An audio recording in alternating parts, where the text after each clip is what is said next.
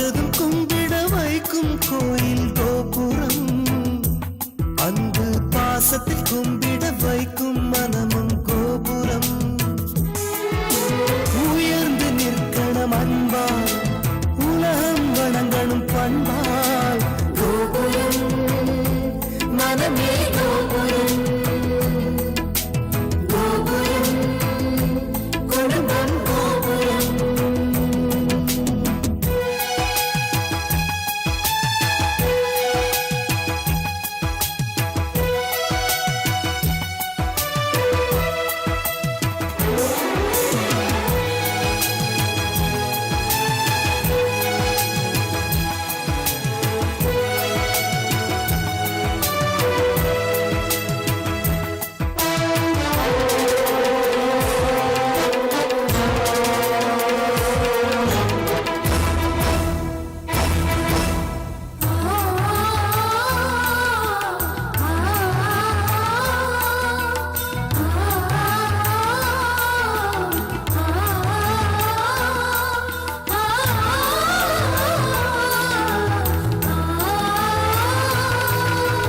ஒருவரை ஒருவர் உணர்ந்து உள்ளங்கள் அன்பிலே இணைந்து, வேதங்கள் என்பதை மறந்து பொறுமையில் இமயம் அடைந்து, பாசத்தின் பலங்களை அறிந்து பண்பெனும் பாதையில் நடந்து, கண்ணென உறவினில் மகிழ்ந்து தூணென குடும்பத்தை சுமந்து, கோயிலை போலே குடும்பமும் அமைந்தால் சொர்க்கம் நிஜமாகும்.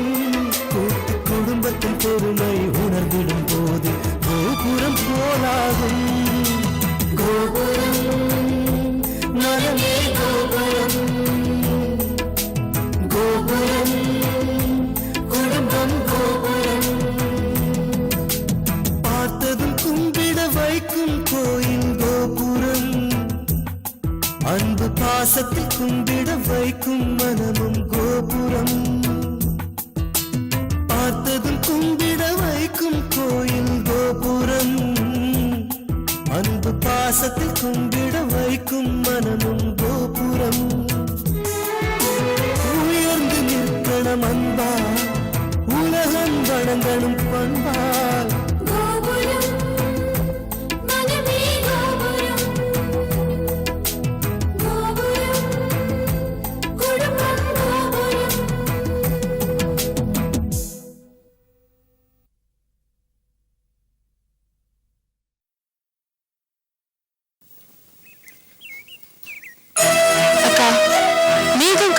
மின்னல் அடிச்சாலும் மழை வரும். ஆனா மழை வரணும்னு அவசியம் இல்ல. சில சமயம் காத்து கூட வந்து தடுத்துடலாம். அதே மாதிரிதான் உன் புருஷன் 2வது கல்யாணம் பண்ணிக்க போறாருன்ற நியூஸ் அப்படியே வதந்தாவே போயிடும். நீ எதுக்கும் பயப்படாத. பட் இந்த பேச்சு அவரே ஆரம்பிக்கல, என் மாமியார் தான் ஆரம்பிச்சாரு. அதையத்தான் நானும் சொல்றேன். இந்த பேச்சு உன் புருஷன் ஆரம்பிச்சிருந்தாருன்னா நீ பயப்படணும். ஆனா உன் மாமியார் தானே ஆரம்பிச்சாங்க. இந்த மாதிரி விஷயத்துல அவருக்கு இஷ்டம் இல்லைன்னு அவர் எப்போ சொல்லிட்டு தானே இருக்காரு. அவர் மேல எந்த தப்பும் இல்லக்கா. நீ எதுக்கும் கவலைப்படாத. வரணும் இல்லக்கா, சில அம்மாக்கள் பண்ற தப்புனால பிள்ளைங்க மாட்டிட்டு முழிக்கிறாங்க. இது பார்ப்பீங்க, இந்த நிமிஷம் வரைக்கும் அவருக்கும் அந்த மாதிரி எண்ணம் எதுவும் இல்லை. ஆனா கரைப்பார் கரைச்சா கல்லும் கரையும் சொல்லுவாங்க. எல்லாரும் சராசரி மனுஷங்க தானே. தாய் கண்ணீர் விட்டு அழுதா எந்த பிள்ளையோட மனசுதான் இறங்காது. வீணா புருஷனை சந்தேகப்படாதக்கா. குளத்துல இருக்கிற மீன் தண்ணி வத்தி போயிடுன்னு பயந்துகிட்டா வாழுது. எல்லாம் ஒரு நம்பிக்கை தானே.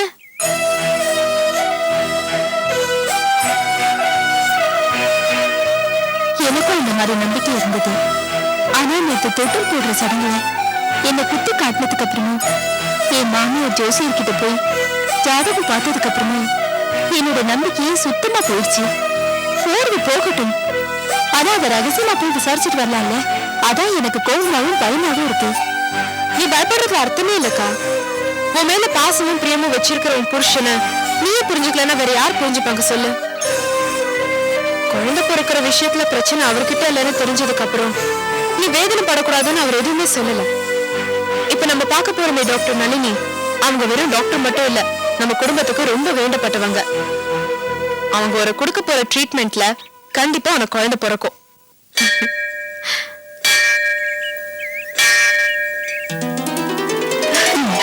என்ன மணி அடிக்கடி நல்ல சகுனம்னு சொல்ல போறியா? நம்ம பேசும்போது அடிச்சுதா? பேசுனதுக்கு அப்புறம் தானே அடிச்சது. அப்படின்னா கண்டிப்பா அவனுக்கு குழந்தை பிறக்கும்னு அர்த்தம். நம்பிக்கையோட இருக்கா? வா போலாம்.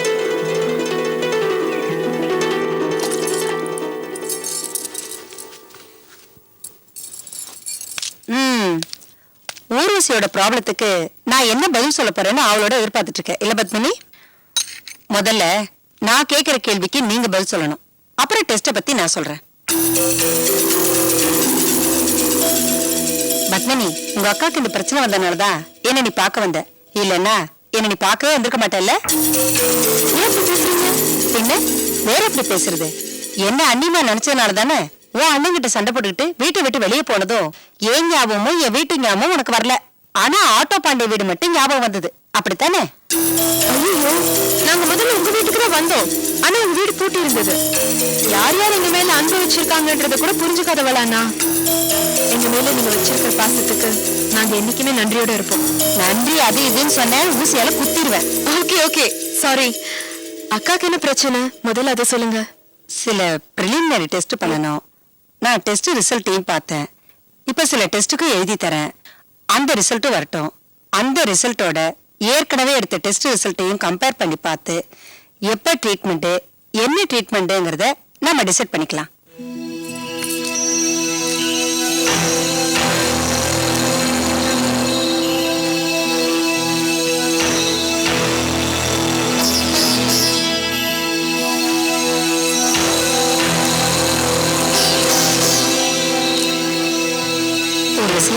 நீ அடிக்கடி கிளினிக் வர வேண்டாம். உன் சம்பந்தப்பட்டவங்க யாராவது பார்த்தா என்ன ஏதுன்னு விசாரிப்பாங்க. இப்ப நீ டெஸ்ட் மட்டும் பண்ணிட்டு வீட்டுக்கு போயிடு. அந்த ரிசல்ட்டை பத்மினி வாங்கிட்டு வரட்டும். எப்ப ட்ரீட்மெண்ட் ஆரம்பிக்கலாங்கிறத அவகிட்டயே சொல்லி அனுப்புறேன். எல்லாம் நல்லபடியா நடக்கும். உன்னை நானே ஹாஸ்பிட்டல் அட்மிட் பண்ணி நானே உனக்கு டெலிவரி பார்க்க போறேன். ஓகே?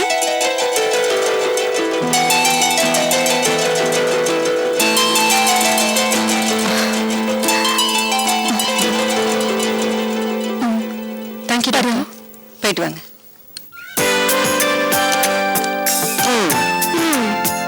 என்னது நான் உனக்கா விட்டு கொடுத்தா நீ ராஜனோட போட்டு போற? நீ எனக்கு விட்டு கொடுத்தியா? பின்ன நான் விட்டு கொடுக்காம எனக்கு நீ ஜெயிச்சிருக்க. ஏய், உன் வீட்டுக்கு வந்திருக்கேன்னு என்ன கிண்டல் பண்றியா? அப்படின்னா உன்கிட்ட பேசல போ.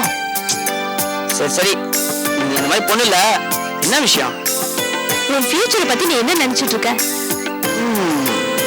உண்மையை சொல்லட்டுமா? ஒண்ணுமே நினைக்கல. நான் எப்பவுமே அந்த நிமிஷத்துக்காக வாழறேன்.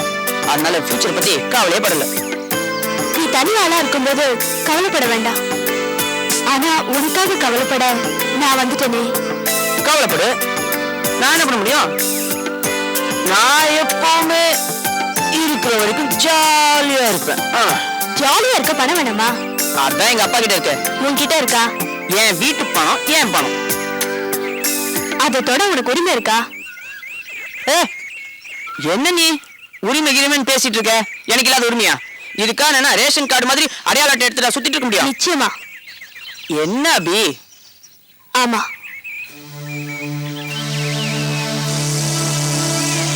நீ உங்க அப்பா கூட இருந்தா பிரச்சனை இல்லை.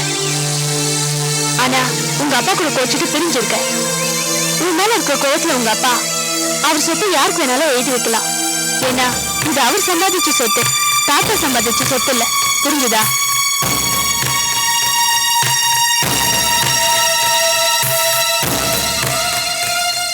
என்ன நீ உன் வயசுக்கு அதிகமா பேசுற?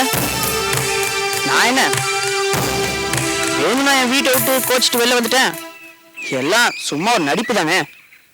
நான் ஒரு 2 நாள் என் வீட்டு பக்கம் போலன்னு வச்சுக்கோயேன், என் அம்மாவும் அப்பாவும் அப்படியே சேட் ஆகி சென்டிமெண்ட் ஆயிடுவாங்க. அதுக்கப்புறம் எனக்கு நிறைய சில்லறையும் கிடைக்கும். என்னதான் எங்க அப்பா தாம் தூம்னு குதிச்சாலும் உள்ளுக்குள்ள ஒரு மனசுல என் மேல நிறைய பாசத்தை வச்சிருக்காரு. அதான் 3-4 டேஸ்க்கு அப்புறம் வீட்டுக்கு போனேன்னு வச்சுக்கோயேன், இதை பாருடா இனிமேல் எங்க வேணா போடா, எவ்வளவு வேணா செலவு பண்றான்னு சொல்லி அன்பை பொழிஞ்சிடுவாரு. அப்படின்னு நீ நினைச்சிட்டு இருக்க. ஆக்சுவலா அவர் நினைக்கிறதே வேற.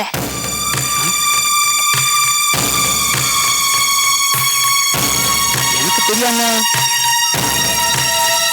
ஆமா, உனக்கு தெரியாம உன் வீட்டுக்கு போயிருந்தேன். நினைச்சேன். பொம்பளைங்களே இப்படிதான். எந்த பொம்பளையாவது ரகசியத்தை பத்திரமா காப்பாத்திருக்கீங்களா? நான் இங்க இருக்கேன்னு என் வீட்டுல போய் சொல்லிட்டியா? அவசரப்படாத. நான் சொல்றது நீ கேட்கறதே இல்ல. ஆனா நீ சொல்றது நான் நிச்சயமா கேட்பேன். உன்னை பத்தி வீட்டுல இருக்கிறவங்க என்ன சொல்றாங்கன்னு கேட்கறதுக்காக தான் போனேன். முதல்ல எங்க அப்பா என்ன சொன்னார் அதை சொல்லு. அதான் முதல்ல சொல்ல போறேன். உங்க அப்பா உயில எழுத போறாரா? என்ன நீ என் பேச்சு மதிக்காத அருணுக்கு சொத்துல பங்கு கூட கிடையாதா? அவர் சும்மா கோவத்தை சொல்லிட்டாரு. நானும் அப்படிதான் நினைச்சேன். ஆனா சீரியஸா வக்கீல் கிட்ட அதை பத்தி டிஸ்கஸ் பண்ணி போன்ல பேசிட்டு இருந்தாரு. ஐயோ, ஒரு சீனாலா டயலாக் மட்டும் தான் அடிக்க நினைச்சா இப்ப ஆக்ஷன் வந்துட்டாரா? நீ எதிர் வராது என்ன நினைச்சிட்டு இருக்காரு என்ன பத்தி? நானும் ஒரு பெத்த பிள்ளைதான். அவருக்கு ஒரு வக்கீல், எனக்கு 2 வக்கீல். நான் முன்ன சொன்னது மறந்துட்டியா? சட்டம் தெரியாதா? என்ன சட்டம்? உங்க அப்பா கிட்ட இருக்கிற சொத்தெல்லாம் அவரே சுயமா சம்பாதிச்சது. தாத்தா சம்பாதிச்ச சொத்தோ இல்லைன்னா அவர் எழுதி கொடுத்த சொத்தோ இல்ல. அதனால அந்த சொத்தை அவர் இஷ்டப்படி யாருக்கு வேணாலும் எழுதலாம். கோயிலுக்கும் அனாதைகளுக்கும் எழுதலாம். அவரா பார்த்து போனா போட்டுன்னு கொடுத்தா உண்டு. அப்படியா? அப்படியேதான். இத பாரு அருண், உனக்கு தேவை சந்தோஷம், சந்தோஷத்துக்கு தேவை பணம். அந்த பணம் உன்கிட்ட இல்லையே, உங்க அப்பா கிட்ட தானே இருக்கு. ஆனா நீ உங்க அப்பாட்ட இல்ல. அதனால நீ தான் உங்க அப்பாட்ட போகணும். ஐ மீன் சரண்டர். சரண்டரா? யாருக்கும் தெரியாம அவர் காலில் விழுந்தாலும் தப்பு இல்லையே. நான் காலில் விழணுமா? சும்மா நடிகை திருப்பிட்டேன்னு சொல்ல. நடிச்சா பணம் வரும்ல. அப்பா நான் தெரிஞ்சுட்டேன், இனிமே தப்பே பண்ண மாட்டேன்னு சொல்லு. அப்படிங்கிற? ஆமாங்கிற. உயிர், பணம், சந்தோஷம், சொத்து, இது எல்லாத்துக்கும் ஒரே வழி.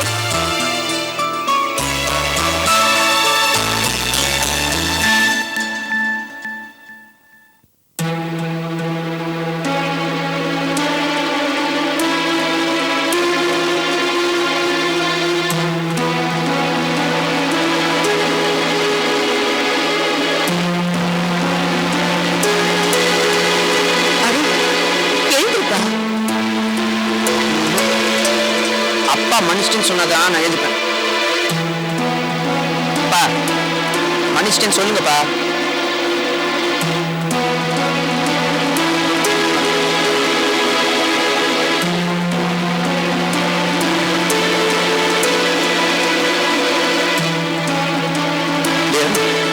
என்னடா பிரவீன், இன்னைக்கு நம்ம ப்ரோக்ராம் என்ன? பெரியப்பா அருண். டேய் அருண், டேய் எழுந்துடா. இப்பதான் எங்க ஞாபகம் வந்ததா? நான் சொன்ன வேற, உங்க அப்பா சொன்ன வேறயா? ஆனா அப்பா சொல்லலையே. சரி பரவாயில்ல, நான் ஏத்துக்கிறேன். என் மேல நிஜமாவே உங்களுக்கு பாசம் இருந்திருந்தா என்ன தேடி கண்டுபிடிச்சிக்க மாட்டீங்க. என்னடா சொல்ற? உன்னை நாங்க தேடாத இடம் இல்ல தெரியுமா? எங்கெங்க தேடினீங்க? உங்க சித்தப்பா எங்கெல்லாம் தேடினார் தெரியுமா? ஜோதி உன் ஃப்ரெண்ட்ஸ் வீட்டுக்கெல்லாம் போன் பண்ணி உன்னை பத்தி விசாரிச்சா. அத்தை வீட்டுல தேடினீங்களா இல்ல அத்தை வீட்டுக்கு போன் தான் பண்ணீங்களா? நான் அங்கதான் இருந்தேன். அப்படியா? அது எங்களுக்கு தெரியாம போச்சேப்பா. அக்கறை இருந்தா தெரிஞ்சிருக்கோம். அப்பா அங்க போன் பண்ணி டேய் ராஸ்கல் உடனே வீட்டுக்கு வரான்னு ஒரு வார்த்தை சொல்லியிருந்தா நான் ஓடி வந்திருக்க மாட்டேன்.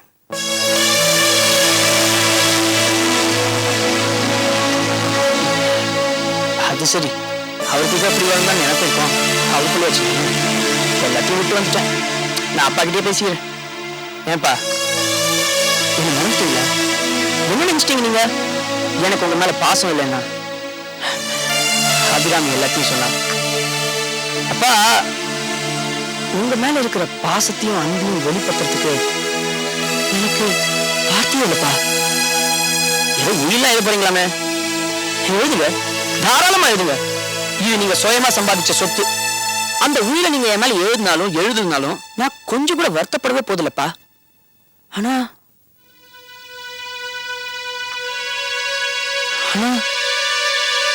உங்களுக்கு கொண்டு போடுற உரிமை கூட எனக்கு இல்லைன்னு சொல்லிட்டீங்களாமே.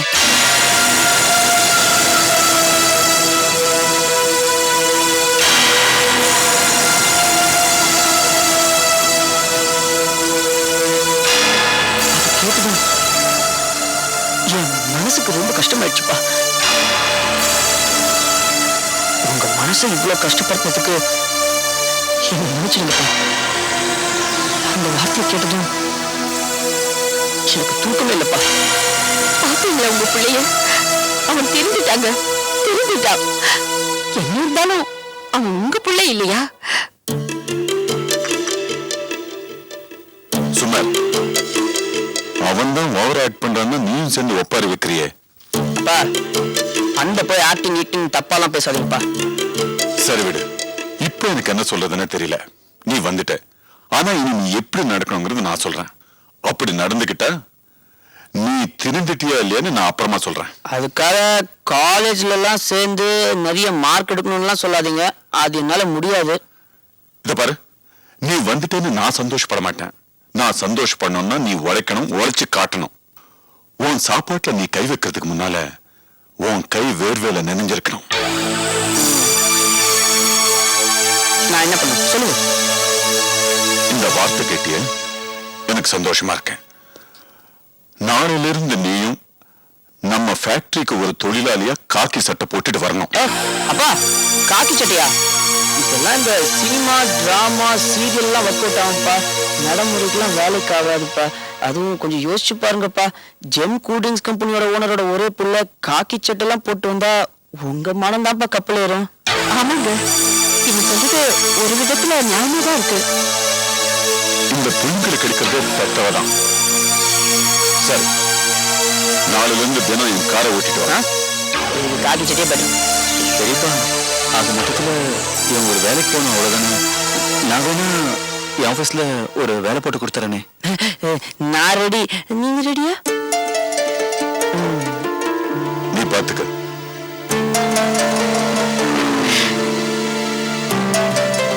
ஆமா, வீட்டுல என்ன சமையல்? ரொம்ப பசிக்குது. வாப்பா சாப்பிடவா.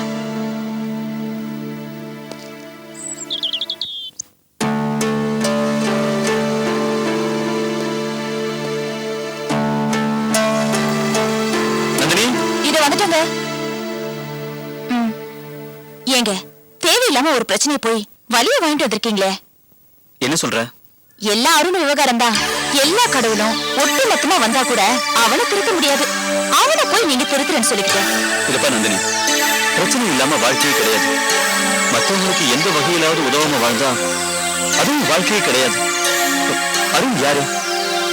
நம்ம குடும்பத்துல ஒருத்தன் தானே. அவனை நல்ல வழிக்கு கொண்டு வர்றது நம்ம கடமை இல்லையா? உங்க நோக்கம் நல்ல நோக்கம்தான். சில சமயம் குளத்துல நீச்சல் கத்து கொடுக்க போறவன் மொழி எழுதும் உண்டு. எதுக்கும் அருண் விஷயத்துல கொஞ்சம் ஜாக்கிரதையாவே இருங்க. அருணை எப்படி எல்லாம் மாத்தி காட்டன்னு பாரு. ஒரு பையன் சந்தர்ப்ப சூழ்நிலையால அளவுக்கு அதிகமான பணத்தால் கெட்டு போயிருந்தா அவன் தெரிஞ்சவே முடியாதா? எனக்கு கூட கெட்டவங்க சவகாசம் கிடைச்சிருந்தா நான் கூட கெட்டு போயிருக்கலாம். நீங்க ஒண்ணும் அப்படி கிடையாது. ஒருவேளை அதுக்காக நான் மாறிடுவேன்னு அர்த்தம் இல்ல. எல்லாத்துக்குமே சவகாசம் தான் காரணம். அருண் திருதுனா எனக்கு சந்தோஷம் தாங்க. அதுவும் என் புருஷனால திருதுனா பரம சந்தோஷம். போயிட்டு வாங்க. Thank you very much. நான் ஆஃபீஸ் கிளம்புறேன். பாய். டேய் அருண், நீ இன்னும் ரெடி ஆகலையா? நான் எப்போ ரெடி? உனக்காக தான் வெயிட் பண்ணிட்டு இருக்கேன். ஓ இரு, நானே வரேன்.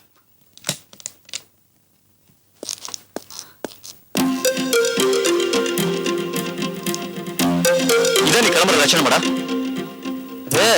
ஒண்ணு இல்லைண்ணே, ஷர்ட் எடுத்து போட்டேன். கண்ணாடி பார்க்கும்போது மேட்ச் ஆகாத மாதிரி இருந்தது. அதான். இப்ப நீ கூட ஆபீஸ்க்கு வரையா இல்ல ஃபேஷன் ஷோக்கு போறியா? ஐயோ, நம்ம ஆபீஸ்க்கு தான் போறோம். ஃபேஷன் ஷோக்கு நமக்கு என்ன சம்மதம்? டே அருண், நேத்து வரைக்கும் நீ ஒரு காலேஜ் ஸ்டூடெண்ட். இன்னும் நீ ஆபீஸ்க்கு வர போற.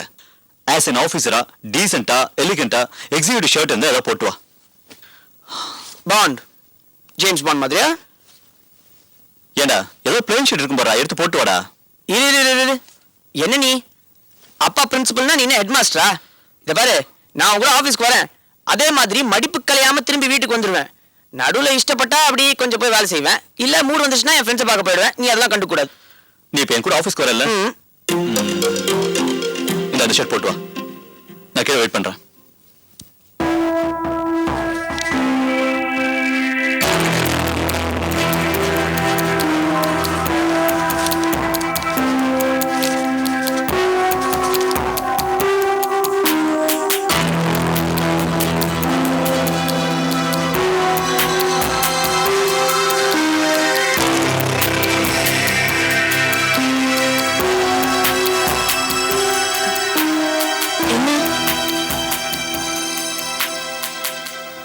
சொல்லுங்க. நல்ல வேளை நான் சொல்றதை கேட்கறதுக்கு ஊர்வசி இப்ப இங்க இல்ல. எப்படி சொல்றீங்க? Yes, medically she is not fit for pregnancy. ஆமா, அக்காவுக்கு தாயாகிற வாய்ப்பே இல்லை. ஏதாவது அதிசயம் நடந்தாதான் உண்டு. என் மெடிக்கல் எக்ஸ்பீரியன்ஸ் வச்சு சொல்றேன். நாம இதை தாங்கித்தான் ஆகணும். வேற வழியே இல்லைம்மா.